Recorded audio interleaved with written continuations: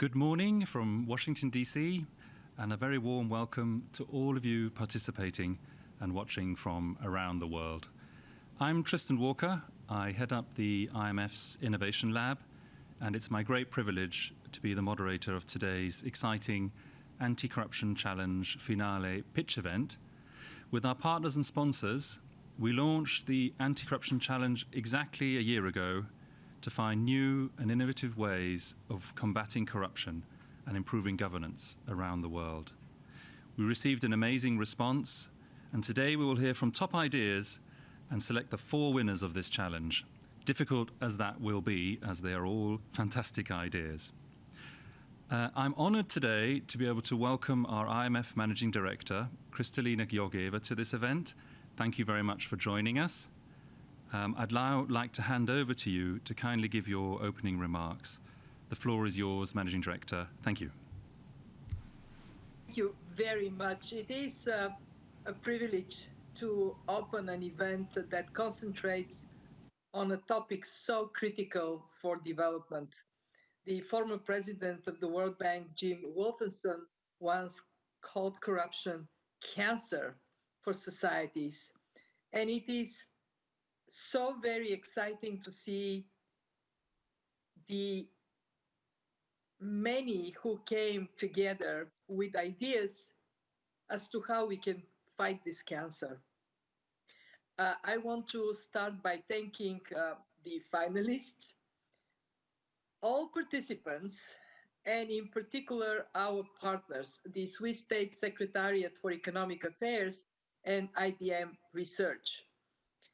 We have received an astonishing number of proposals, 120 in total, all very innovative. And as you heard, it was not an easy task to narrow down to those that we will be hearing to be pitched to us today.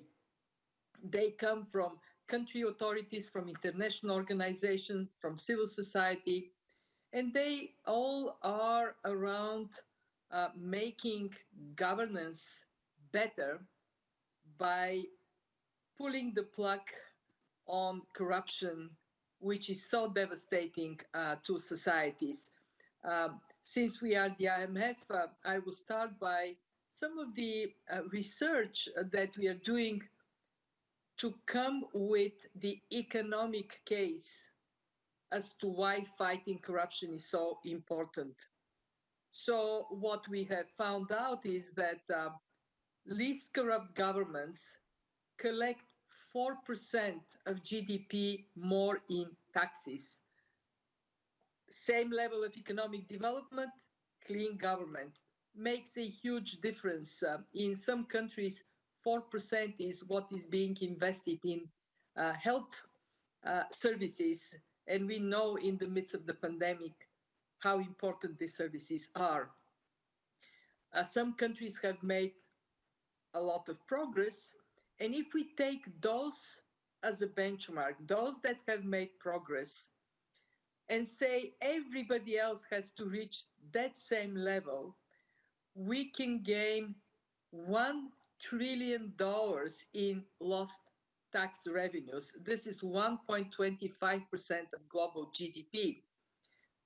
Among low-income countries, the share of budgets dedicated to education and health is 1/3 lower in highly corrupt countries.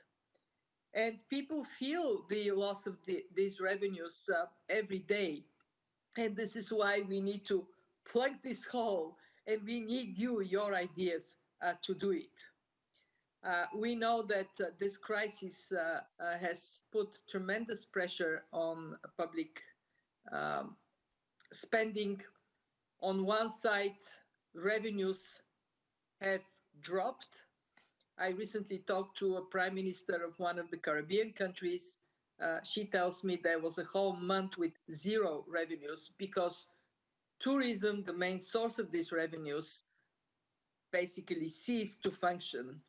And we know that on the expenditure side, the pressures are higher because of the need to support health systems and also support the most vulnerable people and parts of the economy. And it is in that context that we are meeting today.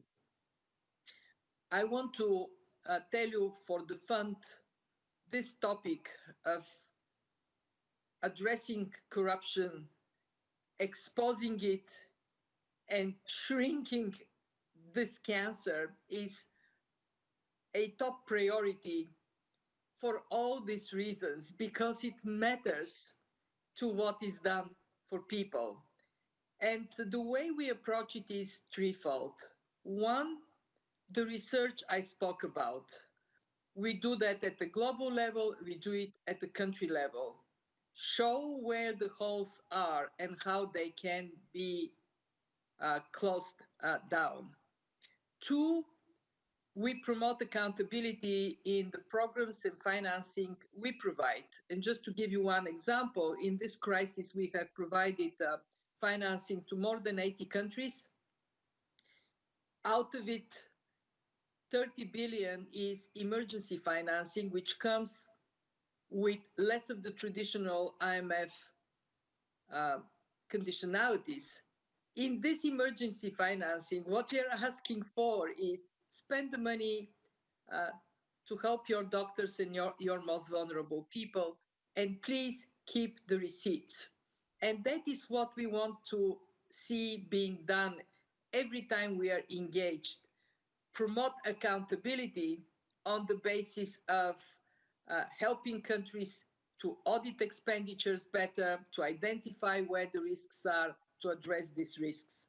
And last but not least, we help countries build this strength of institutions and build transparency to the citizens. Actually, my dream is that with the digital advancements being one of the big winners of this crisis, that we would see countries everywhere adopting e-governance as a way to put all they finance for the public to see. Transparency is the citizen's best friend. And we also do what we are assembled to do today.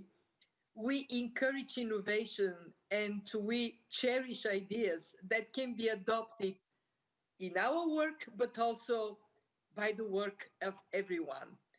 So today we are going to have this chance to judge on the value of these finalist proposals, which are those that have the biggest significance if adopted, if brought to life.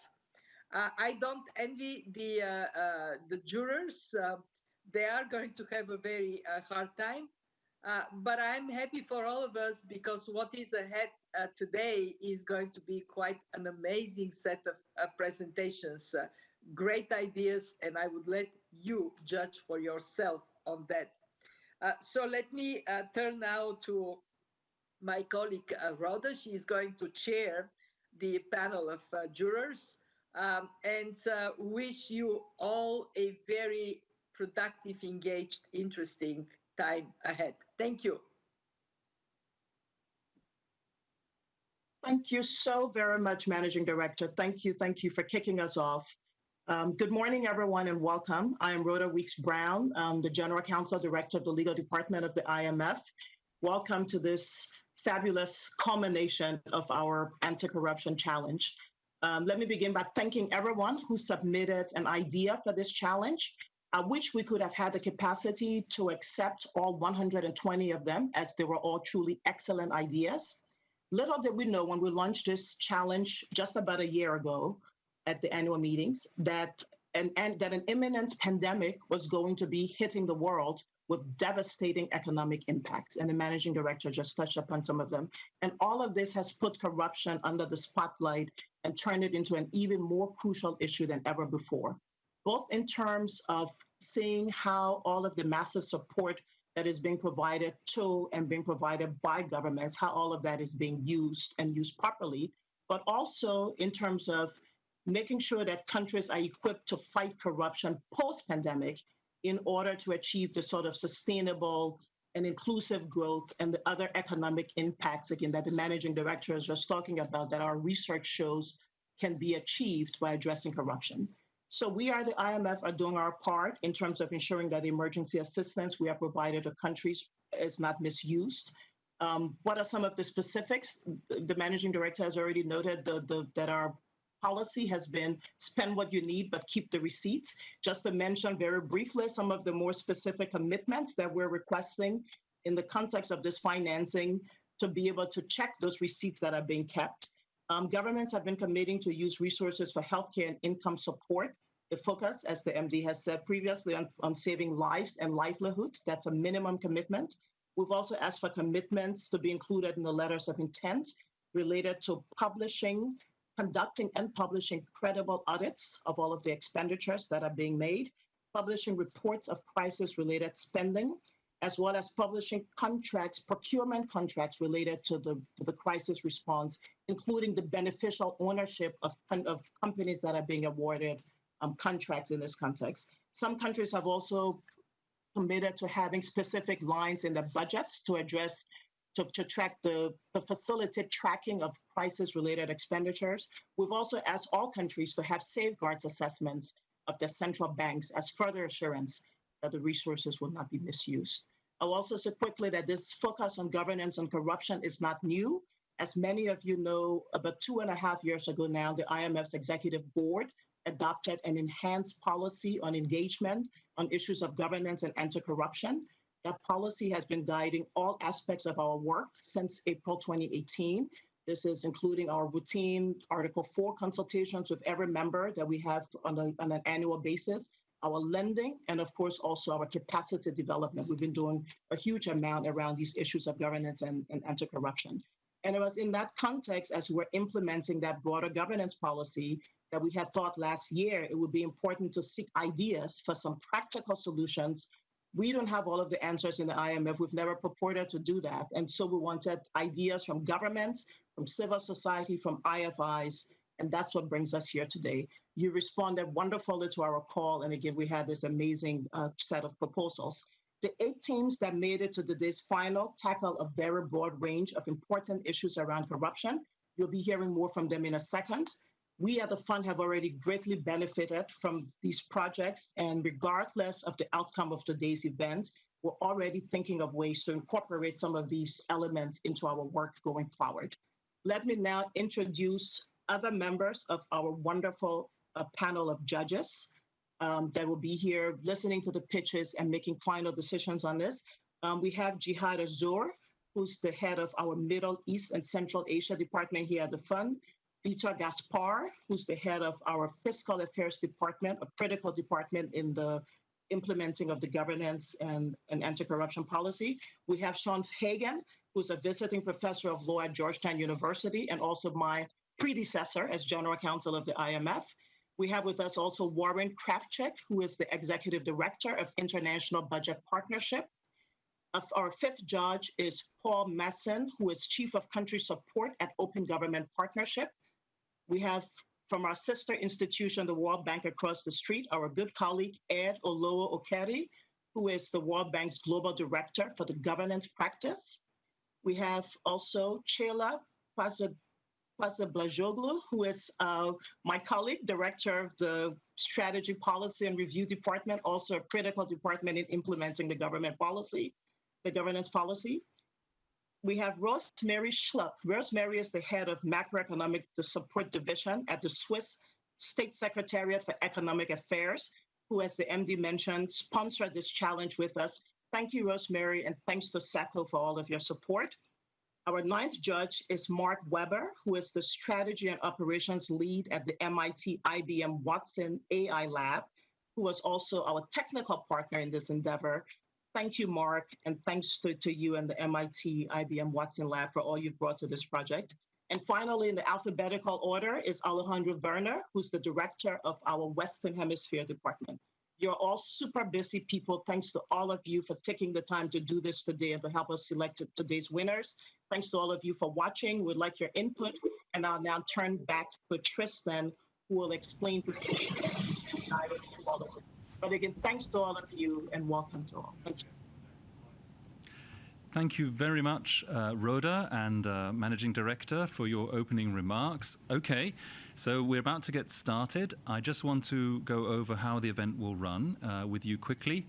So we have 8 finalist projects, as mentioned. For each, we will show a 5-minute pitch video.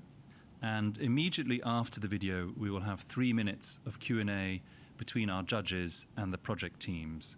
It's a very short amount of time. It will go very quickly, but that's what we have for today. After all 8 pitches and Q&As are complete, the audience will have 5 minutes to vote online. We will share the details of how to do that at that point. The judges will finalize their scores, and we will then announce the top 4 winners immediately as soon as the scores are in. Okay, so what is the evaluation process? We have 4 key criteria that the judges are looking at.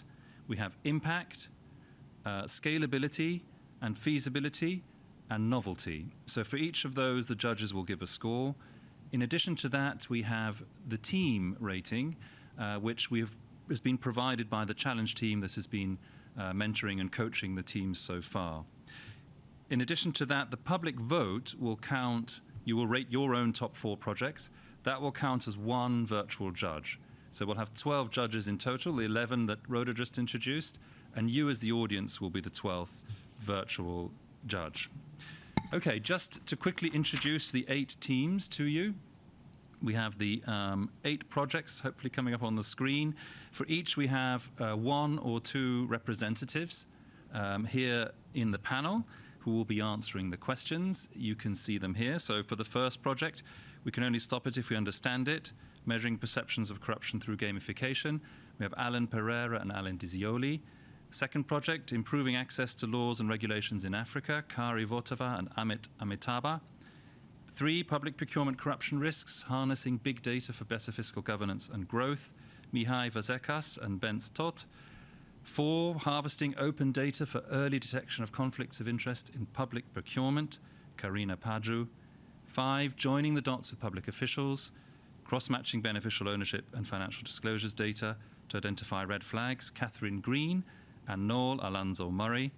6, enhancing transparency in wage bill practices, leveraging blockchain, Concha Verdugo Yepes and Mark MacDonald. 7, optimizing detection of beneficial ownership of high-risk firms in Brazil, Rafael Velasco. And 8, public officials risk index, PORI, a tool to combat corruption using disruptive technologies, for which we have Sindhu Kumari and Sandeep Srikumar. So thank you all representatives for joining us today. Without further ado, we will now get straight into the pitches. Please, can we roll the first pitch? Thank you.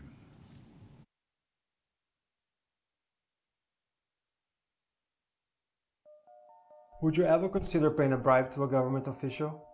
What if you believed that paying a bribe could save lives? Hi, my name is Alan Pereira. My team and I are very excited to share with you our project idea. Understanding the many reasons why people engage in corruption is a very complex task. But what if we could harness the power of technology to reach out to millions of people all across the globe and ask them how they feel about engaging in corruption?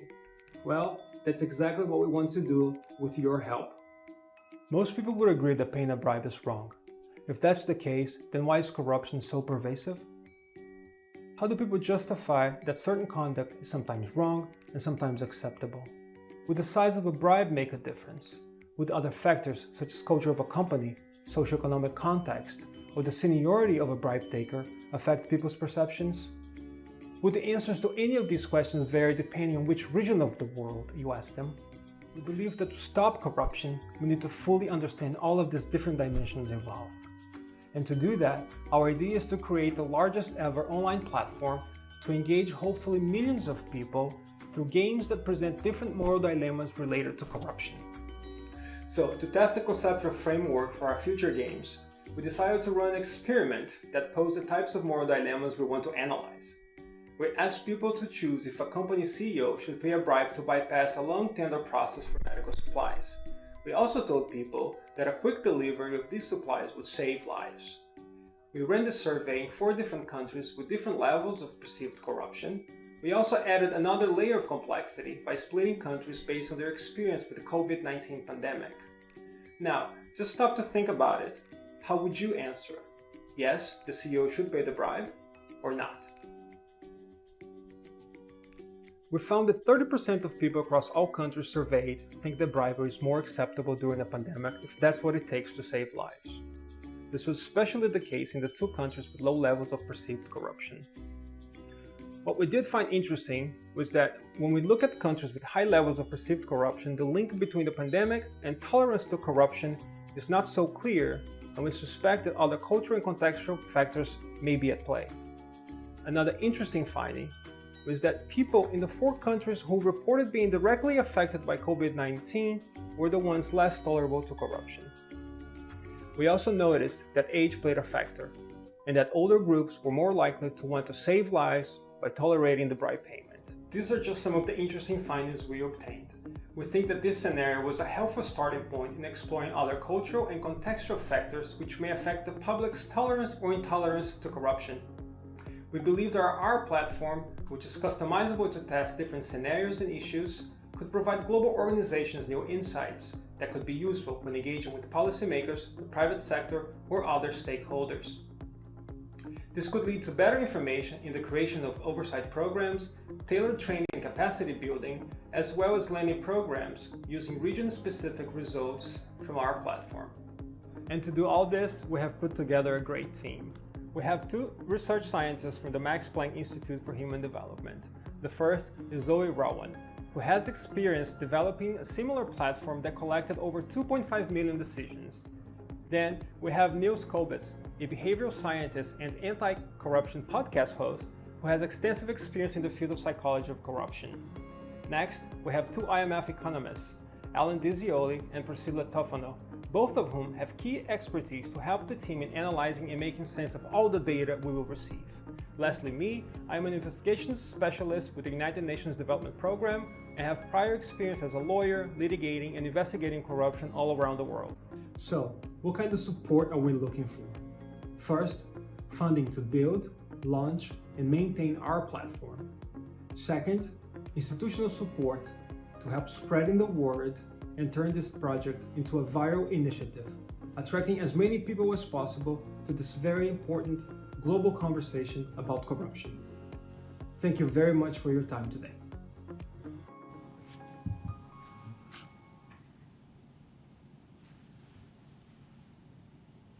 Thank you, Team 1, for your excellent pitch. I'm now going to call on a couple of the judges to ask a question to you. I'd like to first call on Ed, please, to ask your question. Please unmute and ask. Thanks.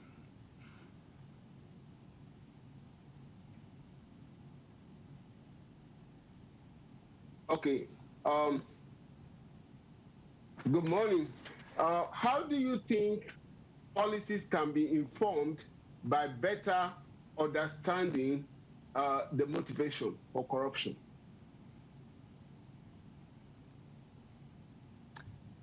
Thank you for your question. Thank you, everyone. First, I just really wanted to start just by saying a quick thanks to the iLab. We know how hard the team worked throughout these months in the middle of this pandemic to put this together, so thank you very much. And also, we wanted to quickly just congratulate the IMF and other partner institutions for spearheading these types of initiatives and making this event possible. My team is very thankful for the opportunity. But we believe that new technologies are truly exciting and that they have an important role to play in the fight against corruption. But at the same time, we know that it's just a tool that needs to be used together with knowledge about how human beings think and how they behave. So rather than creating a new tool for very specific use, we are focused on trying to analyze the fundamental reasons why people engage in corruption. So we'll look at issues such as contextual influences on people's decisions, societal norms, tolerance to corruption. We really want to analyze what's under the hood and hopefully learn and obtain information that's helpful to policymakers, the national organizations, and even the private sector. We have observed from our interviews with certain stakeholders that to obtain information that is candid about corruption is a challenge.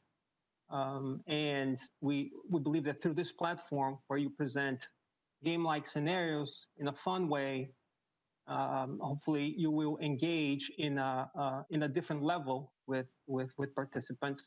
In that way, be able to obtain insights that are innovative, that could illuminate the process of creating rules, of creating new programs for training, for teaching, to help stakeholders, international organizations, and so on engage with country partners.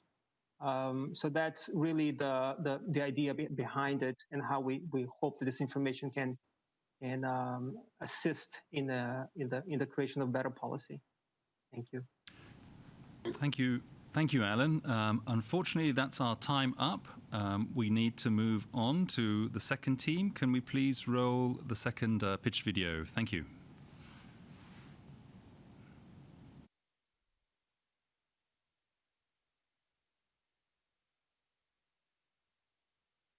Hi, my name is Carrie Votava. Our project aims to improve access to national laws in Africa to enhance the capacity of countries to more effectively fight corruption. We believe this solution will benefit all anti-corruption efforts of any kind supported by any sponsor, as well as contribute to the beginning of a new governance era for Africa. Our research shows that in 50 out of 54 African countries, access to the national laws is a serious challenge for everyone. The officials and judges who apply and enforce the laws, and for citizens to hold officials accountable. When officials, citizens, and even judges cannot easily access their laws, the available tools to fight corruption are not effectively utilized. Preventing, detecting, and prosecuting corruption is not possible without clear and precise legal provisions across a multitude of laws that everyone needs to access. When laws are not easily accessible, corruption becomes effortless because the risk of detection is low, and it becomes normalized when citizens lack the tools they need to fight it. In this way, corruption simply spurs more corruption. News reports indicate that corruption and money laundering are dramatically increasing with COVID, so an online source of laws is more critical now than ever before. Hello, I'm Elizabeth Ibika. So our solution supports the development of a public website with mobile application so that official versions of the laws are freely accessible and searchable for everyone. We call it the DWMA, the database with website and mobile application. It will be an affordable website of all the laws and eventually the regulations that will be easily maintained and updated. IMF resources will support the prototype testing and enhancements to launch the comprehensive database that will be fully owned and operated by the government, along with the mobile application to maximize public access. This solution will produce a clear roadmap that can be easily replicated in other countries. The biggest risk is the lack of permanent commitment by the government to support the database as a critical public good. However, IMF, World Bank, and others, they can reduce this risk by using tools such as conditionality towards development financing and also with technical assistance support. Who will benefit from this database? First, legislators will be the first beneficiaries of this database. It will help them harmonize new laws with existing laws before they are adopted. So that will help reduce loopholes and gaps. It will benefit citizens and private sector and civil society. It will give them the tools they need to hold officials accountable. And of course, it will support judges and policymakers because they will have access to the laws that they need to use. Last but not least, international organizations will greatly benefit from just access to laws. They'll be able to call out violations of laws by government officials in areas of high corruption risk, such as procurement or public financial management.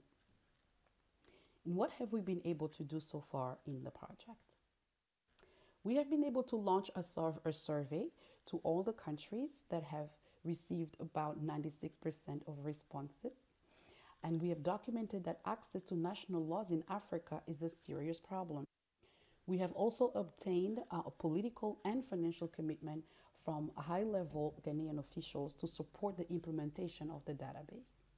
We have also been able to assess both the IT and the legal landscape in Ghana.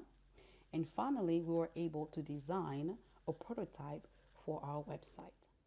Our fantastic team and advisory board members are a diverse group of lawyers, judges, and economists with extensive experience in IT, anti-corruption, governance, and anti-money laundering, all with extensive experience in Africa. Our asks are simple. Funding, support, and sponsorship will 1. Allow us to implement the prototype in Ghana and publicly launch the public website and mobile app. 2. Develop a roadmap that can be replicated in other countries. And 3. Complete a joint World Bank and IMF report on access to laws in Africa to draw global awareness to the issue. Our database is the one solution from which all other anti-corruption efforts will benefit. Voting for our project will contribute to the beginning of a new governance era in Africa. We sincerely thank you for your support. Thank you, Team 2, for your pitch. I'll now go to the judges again for your questions. I'd like to call on Warren to ask your question, please. Great, thank you. Hope everybody can hear me. Thanks for the project. The question I have is, what evidence is there that greater electronic access to laws will substantially improve the anti-corruption efforts of non-state actors as well as state actors? Thank you for your excellent question. It's clear that the lack of access to laws prevents integrity agencies of the government, as well as NGOs and citizens, from using the laws to hold officials accountable. This is quite clear in all of our surveys and in all of our interviews and stakeholder discussions. Laws, nobody can be held accountable for corruption except through rule of law and legal mechanisms. So we believe that this project will greatly improve transparency and accountability in Africa, and just public access to the laws will be a significant deterrent mechanism that will help government officials choose to avoid corrupt activities because of the risk that they may be held accountable or prosecuted. Thank you. Thank you, Kari. Chela, would you like to ask your question, please? Thank you to the team for the video and the discussion. In most corrupt countries, the government may not want to publish all laws and regulations. You mentioned possibly linking this to conditionality. Are there other ways of making sure that the government does publish it and also keep the websites up to date? Thank you. Yes, we hope that other development partners and donor partners will also use the tools they have available to encourage countries to make their national laws and regulations publicly available to all. We think that other organizations have such tools, and if awareness of the lack of access to national laws and regulations is known by many, it will be easy to convince government officials in Africa that this is a public good that needs to be provided free to support their democratic system and a rule of law governance system. Thank you for your question. Thank you very much, Kari and team. We will now move on to our third project. If you can play the pitch video for that, please. Thank you.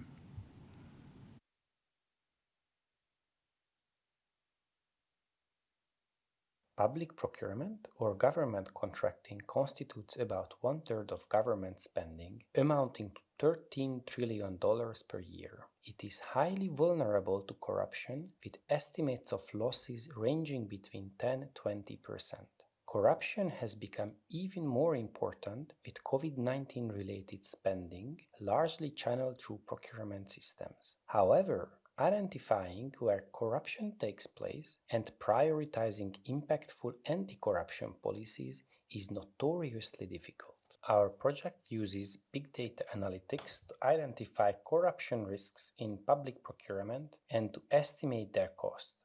This work is based on statistical modeling to validate a range of contract-level red flags and estimate their effects on contract award prices. Our results can support IMF country surveillance and policy dialogue with governments by pinpointing high-risk areas and offering data-driven insights on specific high-impact interventions. We want to make sure that our users, such as the IMF and the World Bank, have easy access to our results. Hence, we have built a global analytics tool with 3 main functionalities: mapping corruption risk hotspots in each of the pilot countries by sector, region, public organization type, and over time, tracking public procurement spending and the price impact of corruption risks in each of the pilot countries by sector, region, public organization type, and over time, exploring policy scenarios showing predicted spending based on different corruption risk levels. This pilot tool is built combining 1.5 million contracts from 5 countries: Paraguay, Romania, Georgia, Uganda, and Indonesia. All this may sound rather abstract, so let's look at our pilot dashboard in action, taking Romania as an example. One sector which is of particular interest in the COVID-19 economy is medical equipment and pharmaceuticals. Looking at the sectoral distribution of corruption risks reassuringly shows that this sector is one of the lowest risk sectors. This means that tenders have comparatively few red flags, such as receiving only one bid or having extremely tight bidding deadlines. But let's see if there are efficiency gains to be made on the next tab. Given the $21 billion spent in this sector, we estimate large savings potential amounting to about $1 billion. Let's explore how to achieve this on the Scenarios tab. The strongest determinant of prices is the level of competition on pharmaceutical tenders, such as single bidding. For example, if we reduce single bidding by 2/3, our model predicts that spending would go down to a little over $20 billion. This finding could facilitate a focused policy dialogue with the government around improving pharmaceuticals competition and cutting budget deficit at the same time. We are an interdisciplinary team of economists, data scientists, and political scientists with proven track record of using innovative big data methods for tracing corruption risks and addressing difficult policy problems. We work in government, academia, and civil society, and as a team we have the skills for gathering data from diverse and often difficult sources such as PDFs and APIs, while we also have expertise in analyzing complex large-scale datasets. We are motivated by a wish to improve public services for all by turning our rigorous research into practical tools. Building on prior work funded by DFID UK and the European Commission, additional IMF support will enable us to go truly global. This will entail expanding and adapting our risk assessment and price estimation methodology to over 40 countries in 4 continents, covering 50 million contracts. We will also be ready to incorporate COVID-19 related procurement contracts, which were recently made transparent by the IMF and others. We also plan to broaden our policy engagement with the IMF, governments, NGOs, and others by offering data-driven policy insights and supporting policy design. Thank you, Team 3. So over to our judges. Rosemary, would you like to ask your question, please? Yes, thank you, Tristan. Thank you to the team for the interesting proposal. I was wondering how you can figure out whether a contract is actually overpriced. Also, over-invoicing or overpricing in contracts is only one form of corruption in procurement.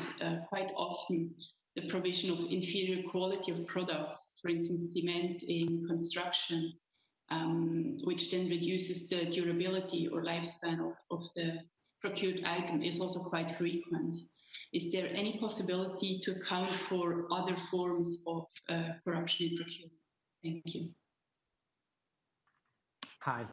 Thanks a lot for the question. Thanks a lot for the opportunity to be here. I mean, this is truly one of the crucial questions we face.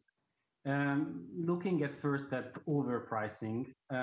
So our methodology used the difference between the reference price of the auction and the award contract price. And we looked at the discounts or savings achieved compared to this reference price. This is a fairly simplistic but broadly applicable indicator, and 35, 40 countries we have data has exactly this kind of price measure. This is not perfect. A couple of other countries where we have worked in has unit prices. Unit prices are much more reliable.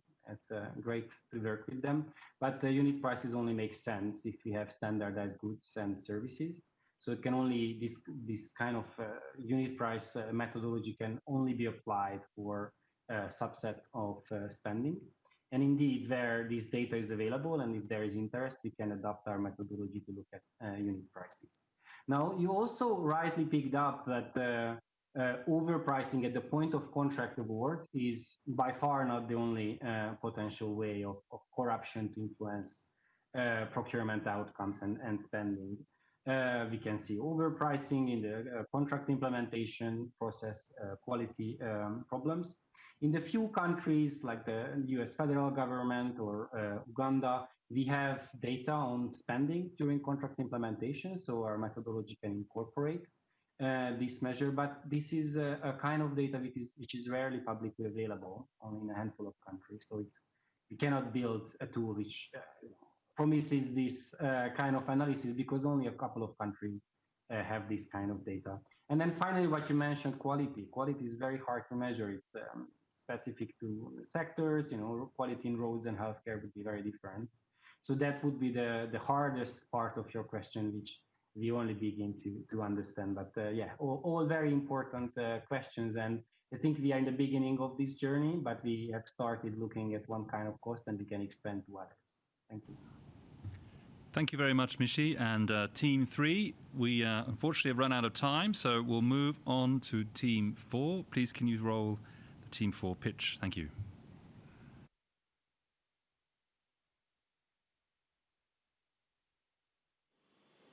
Let's say you're an investigator, journalist, activist, or just a citizen who's interested in how effectively your government spends taxpayer money through public procurement and whether such spending is free of undue influence from shady private interests. How much time would you spend on going through different web portals and data sets before you had enough? How much time would you spend on making sense of the data you found, cleaning it, deciphering it? How about cross-checking this information with other sources, finding patterns, drawing a timeline, linking names and numbers? But what if some of this work was already done for you? Yes, working with data can be challenging. That is why our web app called Opener is designed as a digital solution that has already gathered and cleaned the data, giving you a chance to connect the dots in a simple way. By using data from public databases, Opener visualizes connections between procurement processes, donations to political parties, and company owners, helping increase transparency, prevent corruption, and detect potential conflicts of interest. Our team comprises of 5 organizations: Transparency International Estonia, Transparency International Latvia, Ministry of Justice of Estonia, Open Knowledge Estonia, and School of Data of Latvia. All of them bringing a unique set of skills to the table. Everything from anti-corruption policy design, public procurement integrity, research, data analysis, data skills training, to advocacy. So why are we working on this? Procurement budgets total to an estimated global average of $9.5 trillion per year. Now, according to the United Nations Office on Drugs and Crime, corruption and fraud may amount to 10 to 25% of procurement budgets, which translates to anything between $1 and over $2 trillion. So let that sink in. This is like wasting a whole year's budget of the UK, Germany, or Japan to corrupt deals. The current situation with COVID-19 makes it even more clear how fragile governments' checks and balances can be. The several corruption and fraud cases linked to the healthcare emergency situation across the world clearly show us the need for innovative tools to ensure accountability in awarding public contracts. This is especially crucial for multilateral organizations which provide emergency funds to countries and have the responsibility to ensure they are used appropriately and transparently. As stated by the IMF, do whatever it takes, but keep the receipts. Under the IMF's anti-corruption challenge, we have created a minimum viable product that entails data from both Estonia and Latvia. With the minimum viable product, we have proved that with some background work, data sets from different countries can speak to each other, making investigations into the detection of cross-border corruption networks easier. Imagine what could emerge if we were able to cover the whole EU or specific high-risk regions such as Sub-Saharan Africa or the Middle East and North Africa. So where are we going with this? Well, we will approach the problem from several different angles like no one has done before.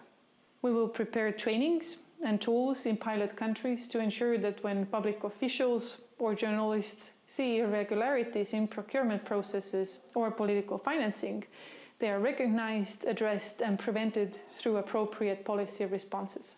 We will keep on nudging relevant state agencies to improve the quality and availability of data useful for anti-corruption. By the end of the next year, the application can already be used as a powerful benchmarking tool by multilateral organizations to ensure the proper use of funds and accountability of public procurement processes in Estonia and Latvia. So, we have the skills, we have the vision, we have the support of end users. All we need is a little support in finances to make sure we have the resources for finalizing all the functionalities of our solution, expanding the application to at least 5 more countries in the following year, developing data trainings and tools by tapping into examples from Opener, IT development and coordination of the project, people, skills and expertise, as well as dissemination activities.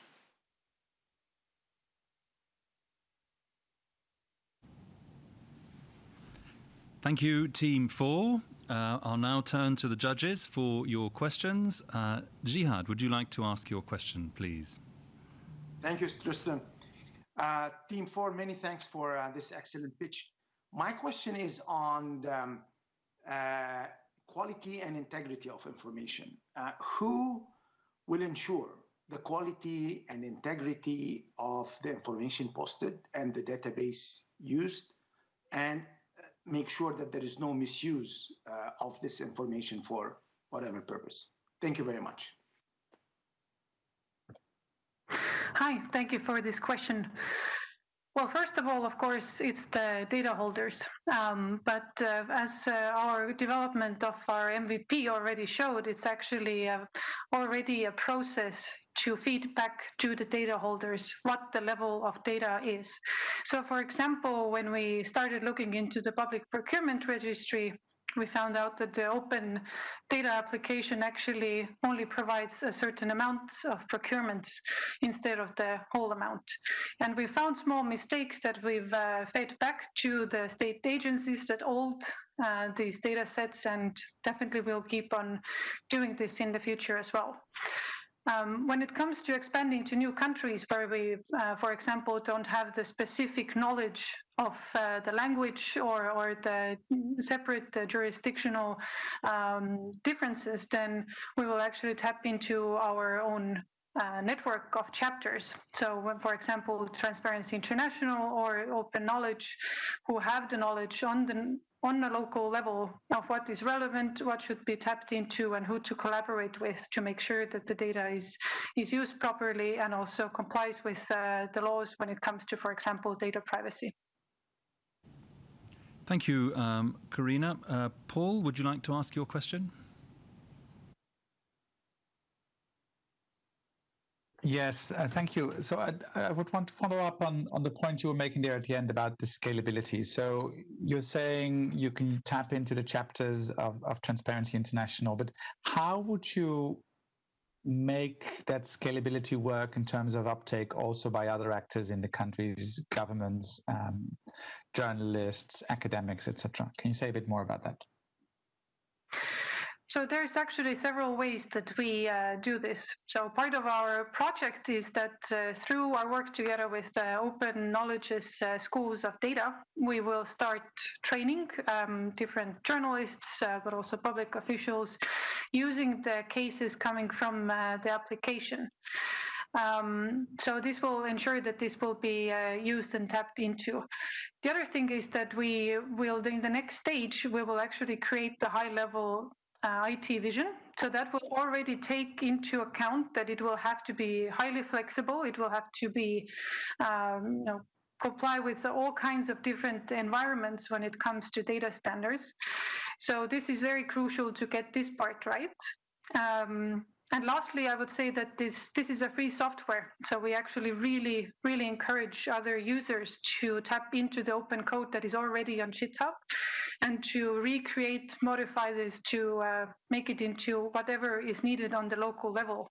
Because with expansion from one set of the world, the risk that you run is that you will not be locally as relevant as you were in the starting country. So this is it's very important for us that also if we expand, there's ownership on the local level to make this your own, so it's really used and useful to all the actors. Thank you, Karina and all of Team 4. We need to move on to Team 5. Let's please watch their pitch. Thank you.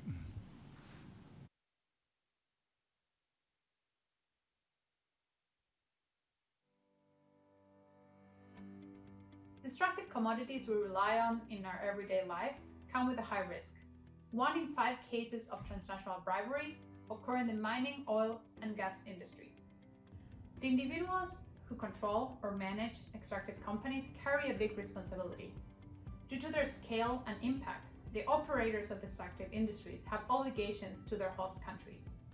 Many of these countries are also in the front line of the battle against the COVID-19 pandemic, where every cent counts as countries mobilize funding to meet urgent needs. Identifying those who control or run extractive operations, the so-called beneficial owners, is vital. The project we've developed goes one step further. Colombia is one of the 54 countries that implement the EITI. Having recently passed a law on asset disclosure publicity, we identified the country as a pilot for a prototype. Our tool aims to combine 2 types of data that have very rarely been linked before. Data on beneficial owners is crossed with information on the financial disclosures for public officials and other politically exposed persons to identify red flags that signal corruption risks. Our system can identify risk of conflict of interest, illicit enrichment, and cartels. We have the technical skills to bring different datasets together and to enable the governments, anti-corruption agencies, the media, and civil society to quickly identify potential corruption. In the last 4 months, we developed a prototype focused on identifying conflicts of interest. Out of an initial list of 70,000 politically exposed persons, we selected a sample of approximately 900 asset disclosures of public officials and cross-checked data from more than 5,000 companies and 9,000 contracts. Data was far from perfect. Most of it was not easily accessible and its format did not allow for automatization. As we could not access beneficial ownership data, we ran our cross-checks using proxies. For this, we selected information from public contracts and procurements in the extractive sector. Let me show you what we found. Here, you can see the government agencies and the companies included in our sample, the connections between public officials and the companies, as well as the red flags identified. For example, as you click on this red flag, our tool shows that this official holds shares from this oil company and has not disclosed having this interest, while still participating in public policy debates that affect the sector. This can point to a conflict of interest. This other red flag signals another possible conflict of interest, focusing on family connections. It highlights the relation between this official and his brother, who is the legal representative of a company that contracts with the state. even having cross-checked the data of barely 0.01% of the initial list, we uncovered 19 possible conflicts of interest. With more time and resources, we can improve this tool and apply it to larger samples. The tool can be used to cross-check asset disclosures with other types of contracts and ownership data. Going forward, the solution could be implemented in other countries and sectors. For example, it could be used in public procurement of medical equipment or other public contracts related to the COVID-19 response. Currently, about 40 of the countries receiving IMF emergency funding have committed to procurement transparency. Our tool could provide a ready solution which opens new possibilities for putting this data to use. Corruption is becoming more sophisticated, and the tools to fight corruption need to keep pace. At Directorio Legislativo, we bring strong links to public bodies and oversight agencies in Latin America and other civil society stakeholders. And at the EITI, we support more than 50 countries to publicly disclose beneficial ownership and contracts in the structured sector.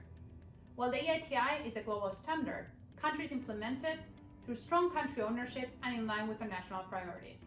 Working together, we have formed a small group of innovators putting data to work. With more time, we could include additional datasets and train our prototype. This would allow us to use artificial intelligence to automatically identify red flags. Our tool can go far in the fight against corruption.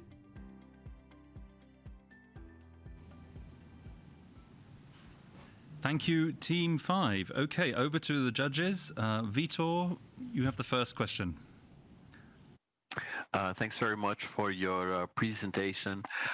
You mentioned in the presentation the ability to scale up the project. I would like you to please elaborate a little bit further and be specific about your plans to extend the methodology to Myanmar. Thank you.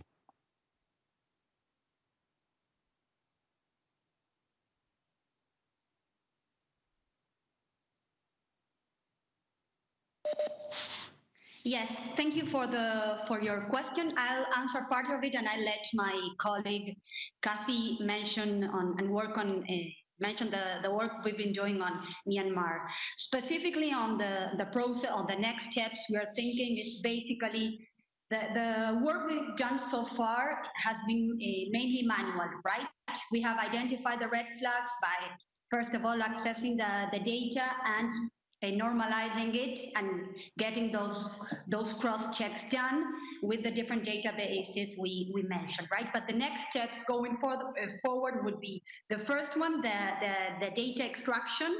We are planning on working on an automatic way to extract that information coming from PDFs, images, etc., of all the PEPs of the sample that we just chose and work with 1%. We have all the nearly 61,000 PEPs to work on. So first would be the data extraction. The second step would be the data incorporation to the system. How to incorporate all that big amount of information we are planning on working with to the system we already have, and that will obviously be we will be using other technical tools.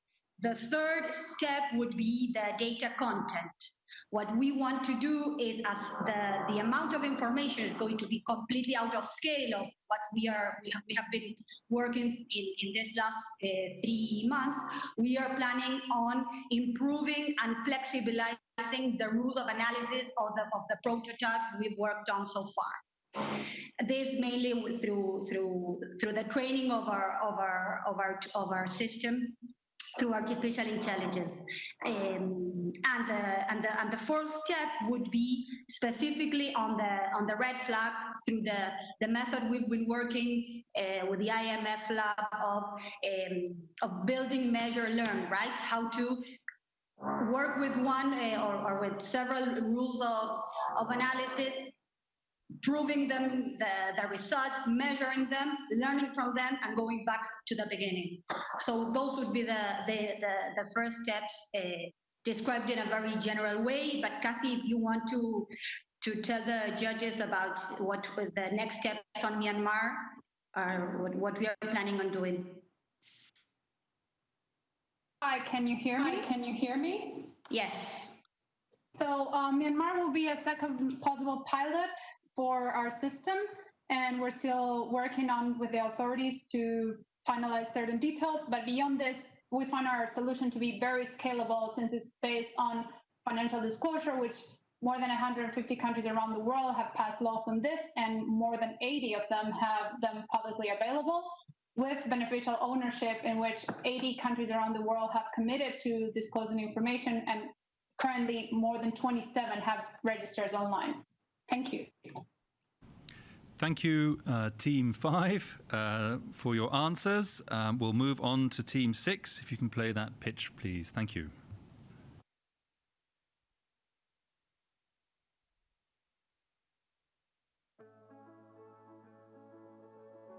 While the wage bill represents over a third of all government expenditure in many countries of sub-Saharan Africa, its true fiscal impact could be underestimated, as it might exclude illegitimate or extra budgetary payments due to poor information systems, weak control of salaries, and the disconnect between the authority to hire and the authority to spend.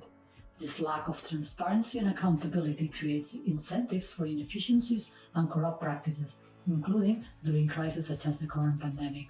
We partnered with Ernst & Young for their expertise in blockchain solutions. Our proposal identifies efficiency gains and reduces the opportunities for corruption around the wage bill by first obtaining timely and comprehensive wage and employment data to support fiscal planning and forecasting. Second, strengthening payroll and auditing systems. And third, by reducing the excessive and opaque use of non-payroll payments. I want to take the lead on improving fiscal transparency in my country, starting by the wage bill. I would like to be a reference for the countries, not only in West Africa, but also for other SSA countries and the rest of the world. We are using blockchain technology to connect the appointment of public officials to the budgets approved to pay the wage bill by connecting different sources of information into a shared ledger, which enhances transparency. In cases where there is evidence of inconsistency between what was budgeted and what was paid, it provides officials with a tamper-proof audit trail to pursue issues of potential malfeasance. There is significant value in implementing this solution, and we're excited to work with the IMF and with the strong leadership of Minister Fadia to help show the power of innovation in public finance management. Our project with the Guinea-Bissau authorities aims to use blockchain to reduce corrupt wage bill practices. The country's Minister of Finance, Joël Fadia, authorized our work with the Ministries of Finance and Public Administration and agreed to share the authorities' data with the project team. Our analysis revealed missing or redundant records on personnel data, budget information, salaries, and incentives. Blockchains have several distinct features that enable a transparent and permanent recording of transactions across systems.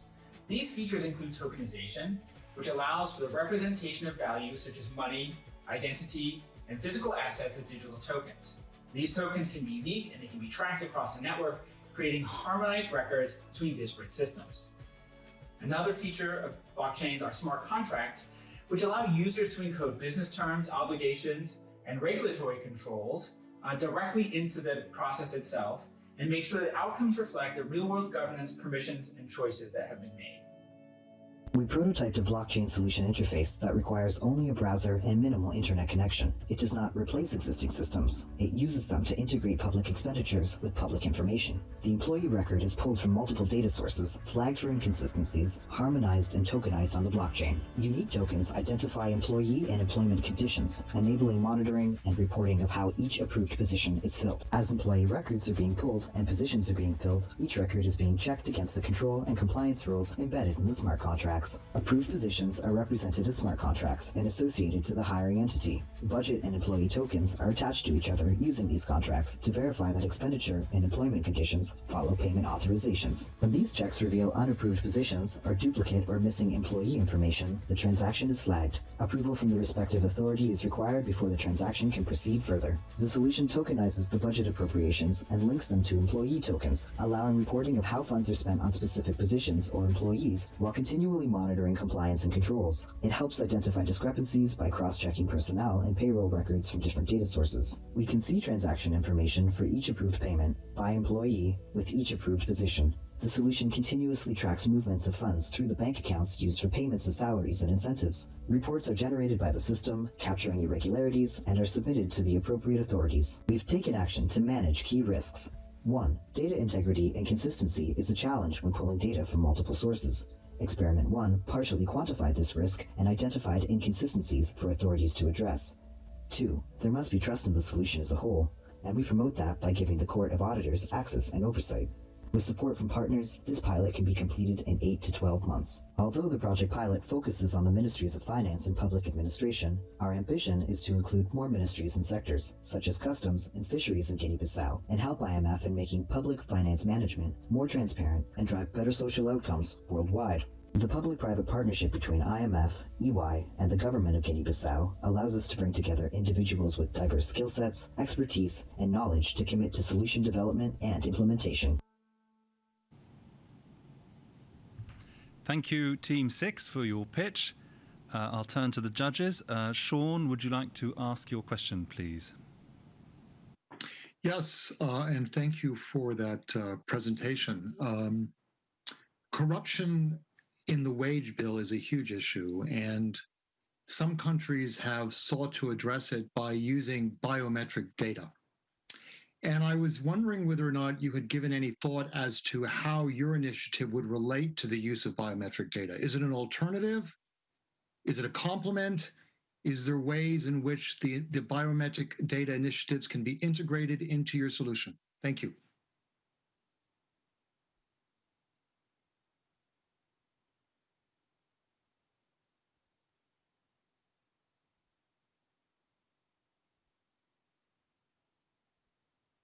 Concha, did you? I said I'm not sure where Concha is, but it's here it is. There we go. For us, the biometric data would be complementary to the information that we are using now, and we have used in experiment 1. In addition to that, we could integrate this biometric data into the digital identity represented as a token. It would be a way to identify the individual identity. So we see that as a complement to the information that we have now. For the moment, there are many measures that the government needs to take into account after our experiment 1. Missing employees in any database must be identified. All databases must have a common key to identify employees. There should be no payment of salaries for employees who are not regular in both databases. But again, biometrics should be a complement. Please, Mark, you could add. Thank you. Oh, I think you've actually identified it immediately. And while we didn't think about it in that stage of the development, you're absolutely right. It could be another data source that can be tokenized and connected to the chain that we have developed here. So I think it's a fantastic idea and perfectly complementary. Thank you both. If we can keep it very brief, we can squeeze one more question in. Ed, would you like to ask your question?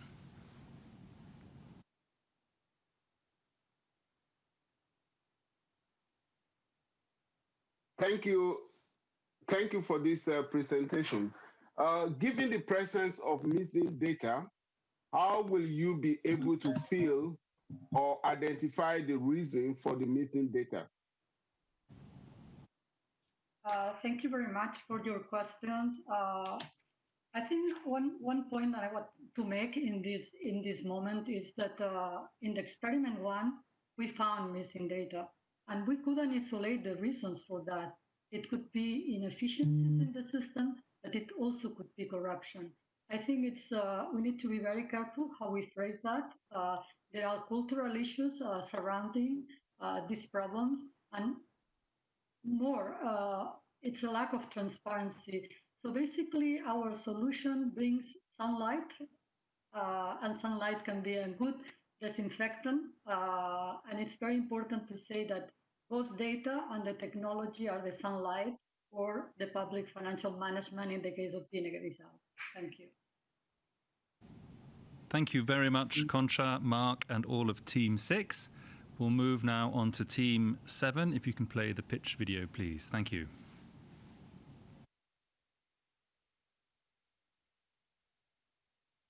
Shell companies are legal entities without any real assets or operations which are used for disguising the true beneficiary of criminal activities.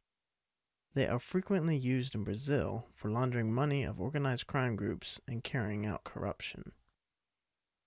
Investigators have already identified that nearly all main corruption and money laundering cases involve the use of shell companies. Two main steps must be repeated in any given investigation. Firstly, investigators need to discern, out of thousands of firms, which ones are likely shell companies. Second, they need to identify whether each shell company is connected to individuals who could be the actual real beneficiaries. However, due to insufficient utilization of data analytics, these two investigative routines are performed manually, which is inefficient, inconclusive, and extremely time-consuming. Our project has the objective of optimizing money laundering and corruption investigations by creating a decision support system that first automates the process of identifying shell companies. Our team has developed algorithms that are able to automatically extract the main red flags associated with shell companies' risk. Second, this system will analyze the multi-level networks of shell companies in order to detect whether or not there's a node within such networks that could be the actual true beneficiary. We will now proceed to show real examples of the application of our algorithms and tools. We have analyzed approximately 210,000 firms that have more than 200 billion reais in public contracts with Brazilian agencies in Paraíba state and at the federal level. The top section of the screen of the system indicates that out of 210,000 firms, 2,027 are likely shell companies, out of which 397 firms have as partners individuals who receive cash conditional transfers from the government. In other words, very humble individuals who own firms with relevant amounts in public contracts. Fraudsters typically use vulnerable and humble individuals as front men. Moreover, we have also detected nearly 2,000 firms that have a low technical qualification individual as a partner, meaning someone earning the minimum wage. The top section presents results related to other red flags, such as firms with 0 employees and a large number of economic activities. Now, we will select one of the specific shell companies in order to analyze a firm-level report. We have chosen this firm called JJD. One of its partners, Francisco, is a beneficiary of Cash Conditional Transfer Program. Still, his firm has more than 1,300,000 reais in public contracts. The other partner, called Jose, is a street janitor. Now let's analyze this firm from the perspective of a multi-level network in order to identify the nodes who could be the actual final beneficiary. JJD has the same accountant as another firm called PPK. This firm has Ludugaro as a partner. He has a partner in another firm who also happens to be the partner of a likely shell company, this latter firm called Imperial. This firm has donated more than 200,000 reais to the political campaign of a state legislator. This is just one example out of hundreds more in which shell companies are directly or indirectly connected to politically exposed individuals. Our tool allows both exploring large networks as well as a quick and intuitive identification of probable beneficial owners. Now, let's analyze a second example. This firm called Quantity has as a partner an individual who has already been convicted for belonging to a violent gang. It is likely a shell company owing to the fact that it has multiple and incongruent economic activities, combined with the fact that it is headquartered in a humble location. Moreover, several of the firms that have won procurement procedures against the firm are connected to local municipal politicians through campaign donations. Our system will be able to provide in minutes strategic information that currently requires thousands of man-hours of work for being produced. This system will be used by 2 Brazilian law enforcement agencies, the Paraíba State Public Prosecutor's Office and the Federal Prosecutor's Office, which covers the entire country and which intends to apply it immediately to detect shell companies related to COVID response expenditure. Many thanks to the IMF Innovation Lab for valuable feedback. Thank you, Team 7. We'll go to the judges. Mark, would you like to ask your question, please? Yes, thank you, team. This is a very exciting and important work. The examples you give are so compelling and so clean and beautifully graphed. I can't help but wonder, how much manual process is going to be needed on the front end in order to derive such insights, and how will you plan to automate or accelerate that process to deliver on that thousands of hours down to minutes from a technical standpoint and from a user experience, from a UX standpoint. Hi, thank you. Can you hear me? Thank you for your question, Mark. So from the standpoint of scalability, what we use is a scalable data unification approach through which we normalize all the different public expenditure data sets in order to have a single schema in relation to which all our algorithms scale. In relation to how we'll transform this manual process into into something actionable and automated, that's what we have already done. We have developed several algorithms that extract the red flags, and in order to do that, we need a very robust amount of domain-specific knowledge in order to understand what are the traces that shell companies leave in Brazil, what are the data sets necessary for detecting it, and what are the specific algorithms that must be implemented in these data sets in order to scale this process. So that has already been done. So it's basically a data mining, and there are different levels of complexity in these algorithms. And third, in terms of the user experience, we did a prototype that focused on a very clean and straightforward user experience in order to allow the investigators in a small amount of clicks to detect those shell companies and those individuals related to them. So this has been done so far, but there's much more to advance and move forward. Thank you, Rafael. Sheila, would you like to ask your question, please? I have to keep it brief. Thank you. Oh, yeah, go ahead. Thank you. Thank you to the team. Just quickly, how many countries publish enough data to operationalize this tool? Because I was wondering how much of the tool is actually Brazil specific and relying on publicly available information on who receives conditional cash transfers. Thank you. Perfect. Thank you for your question. Basically, the main red flags related to shell companies' risk are applicable to any emerging economy, to any developing country, which are having humble individuals as partners, being headquartered in the middle of nowhere or in humble places, having an umbrella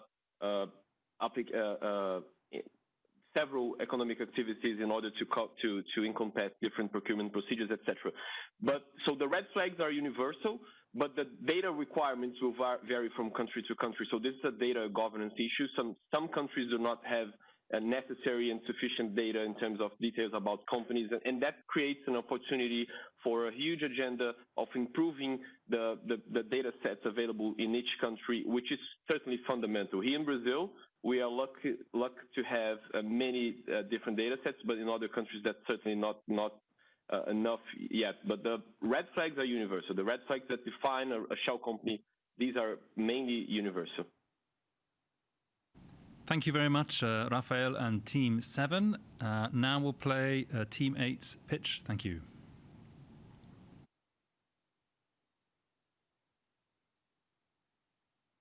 Public officials play a crucial role to ensure that the public funds are protected from corruption and are used for the intended purpose. However, they may not have the necessary tools to review and investigate corruption efficiently. The financial disclosures submitted by public officials often lacks harmonization, integration, and digitization, which makes tracing corruption and conflict of interest very difficult, if not impossible. Our project, Public Official Risk Index, we call it PORI, provides tools to identify possible disproportionate assets and income and conflict of interest using the information in financial disclosure, procurement, and social media. PORI is a web-based and customizable solution with integrated modules.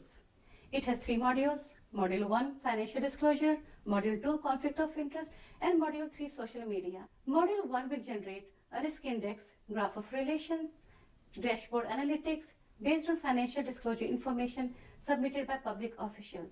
Module 2, it will generate the conflict of interest risk flag. Module 3, it will generate social media alerts. This will facilitate the identification of possible corrupt public officials and the public officials who may have a conflict of interest in public tenders. This could be further investigated by the authorities. The financial disclosure module will use information from financial disclosure submitted by the public officials and social media. The system will verify the information from internal and external data sources, such as corporate registration websites and tax returns. Risk rating will use a formula to aggregate weights assigned to applicable risk criteria. Risk criteria are based on disproportionate assets or income in the current and previous years, and inaccurate or lack of information in the financial disclosures. We have assigned weights for the purpose of prototype, and these weights are flexible to accommodate the country's perception of risk. Public tenders are vulnerable to corruption and collusion due to the possibility of awarding public contracts to companies directly or indirectly owned or controlled by the public officials and or their family members. The conflict of interest identification module, that is module 2, will include ownership and management information of the bidding companies, conflict of interest declaration forms of the public officials, and will be integrated with the financial disclosure module and social media component of PORI. The system will include automatic verification of the company information and generate risk flags. This system can be further enhanced to enable predictive data analytics to identify red flags of bid rigging and or corruption. Our social media collaborator uses it to track mentions of brand and products.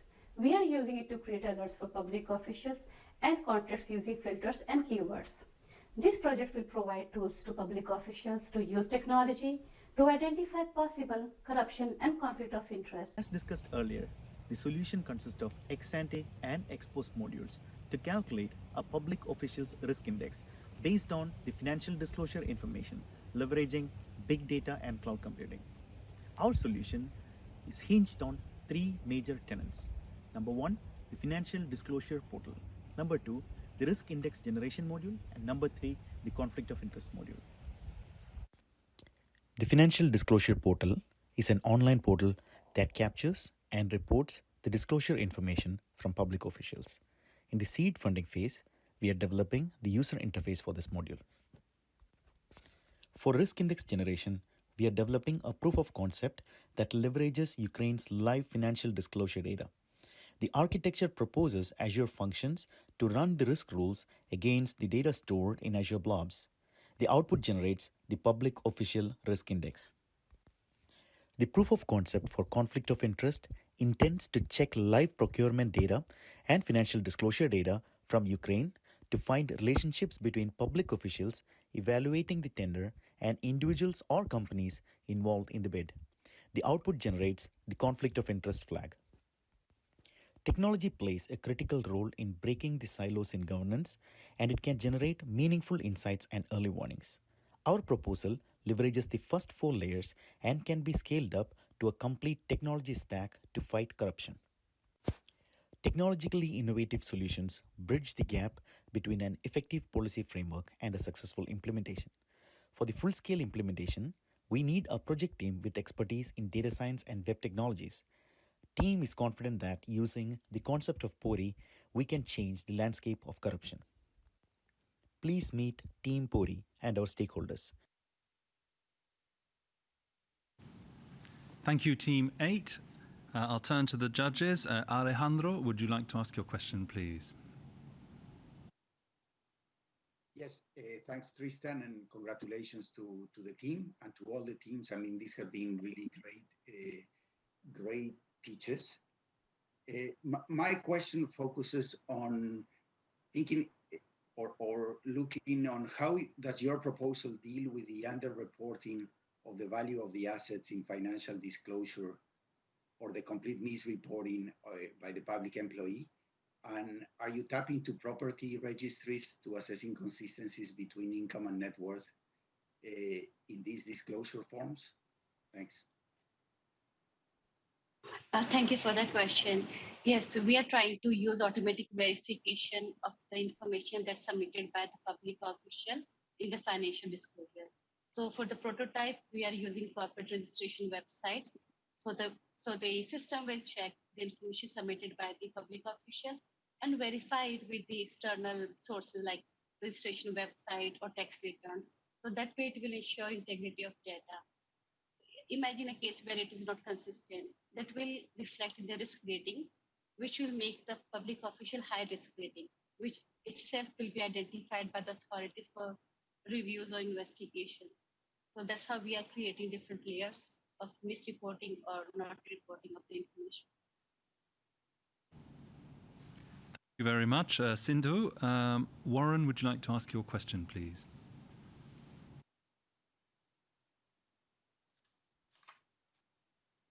Yeah, thank you very much for this project. I think it's a really interesting one, especially in situations where you've got good data on disclosure.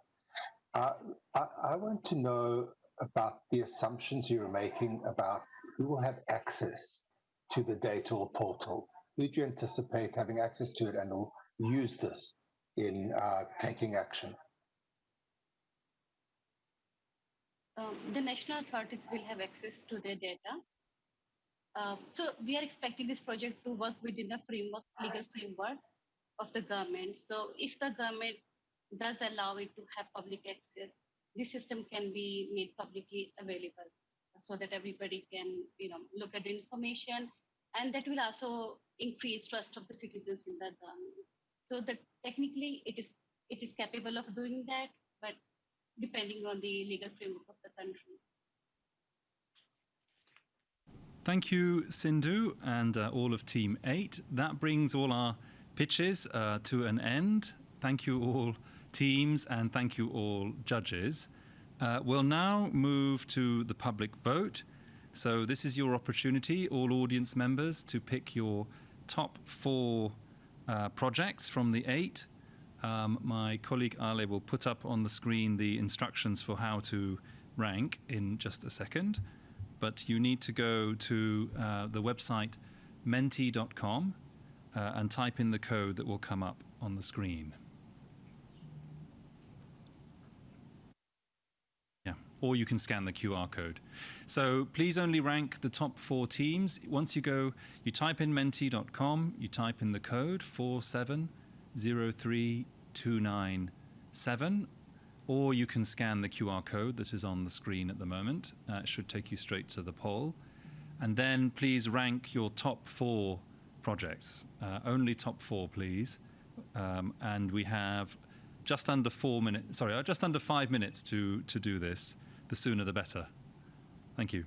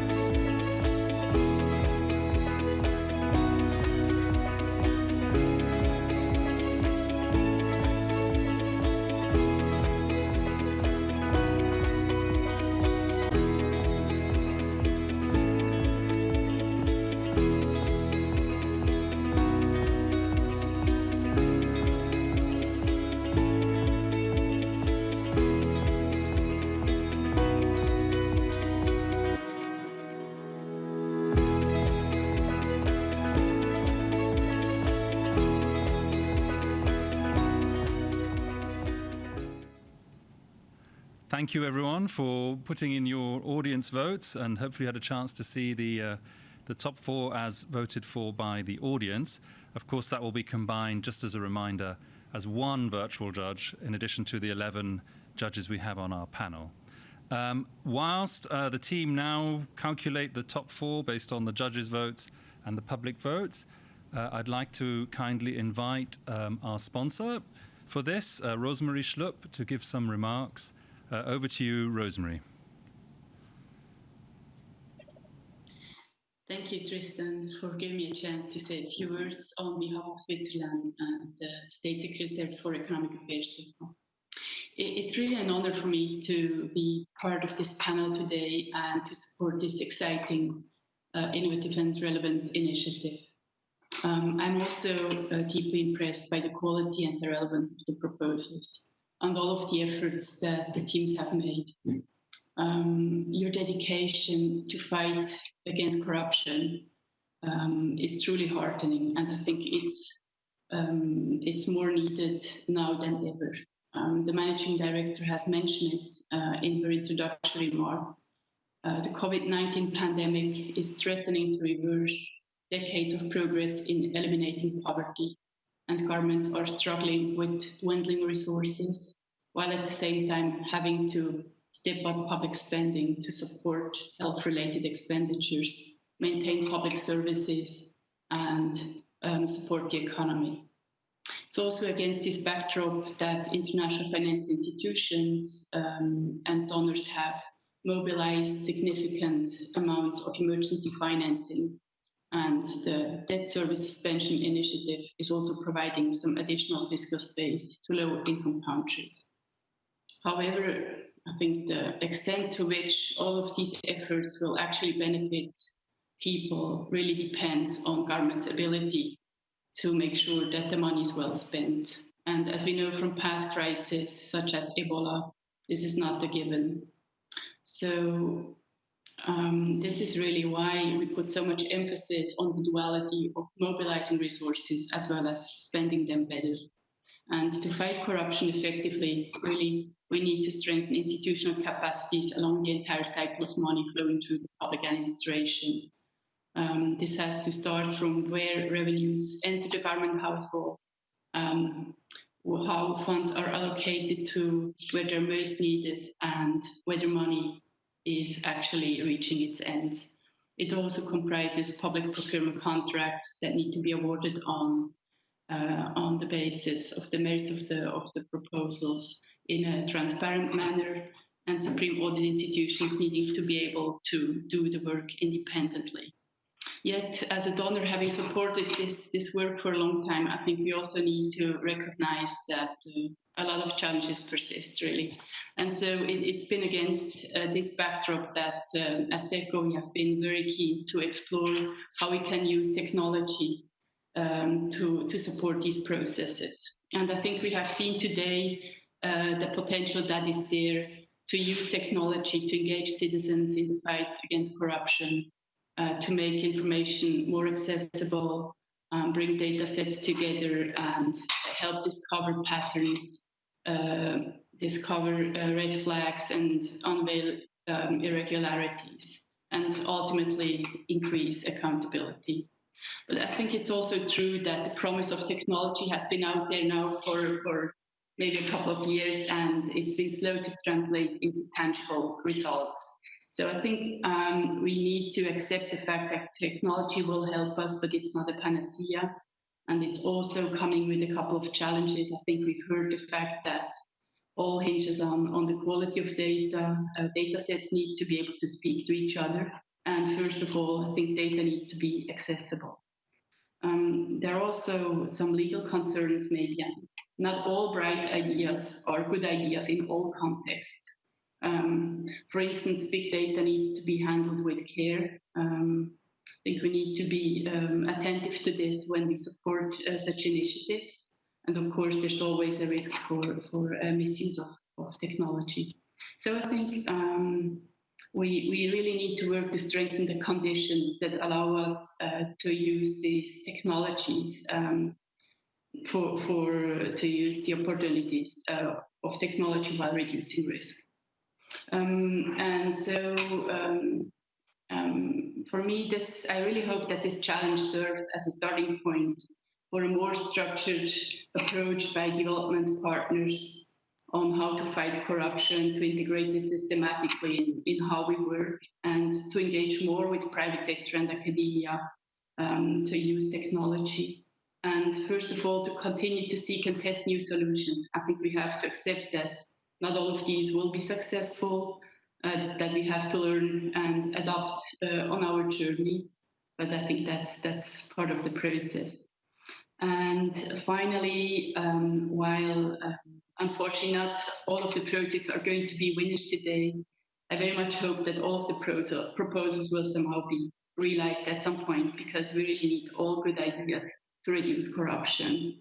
And for sure, this topic will remain high on our agenda. And so I think we are hopefully ready now to hear the exciting news and learn who has won the challenge. And with this, I hand over to Tristan. Thank you. Thank you very much, Rosemary, for your comments, and thank you again for SECO's fantastic support and sponsorship. As you say, the big moment is here. I believe we have the results ready. Rhoda, over to you to make the announcements.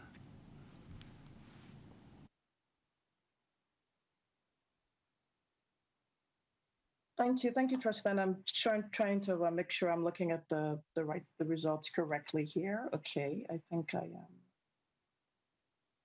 Yes. Okay. Perfect.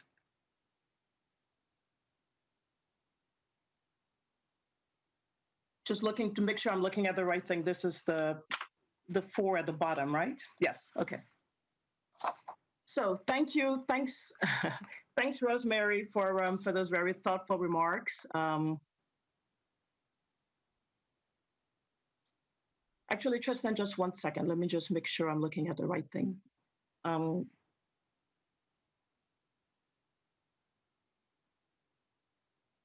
make sure, Tristan, we're going with the largest number from the bottom to the top, right? The first winner is the one on the bottom of the email that just came to me. Are you looking at the same email?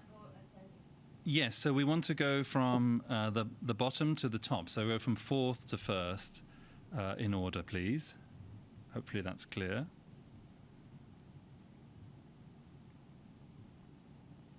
I'm going to maybe have you do that part of it, Tristan, but let me do the, Sure. Is that okay with you? Yes, I can do that if you wish. Okay, perfect. So let me just do a little bit on the closing remarks. So thanks, Rosemary, for the thoughtful remarks. Thanks to SECO again for their support. I'm also going to take this opportunity to thank Mark and MIT, IBM, Watson, iLab for being our second very wonderful partners in this endeavor.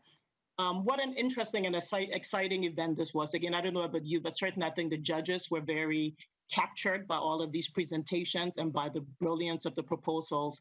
And for all of us, this has been truly exciting. Before we announce the winners, let me just reiterate on behalf of the panel of judges that we're very, very impressed by all of the projects.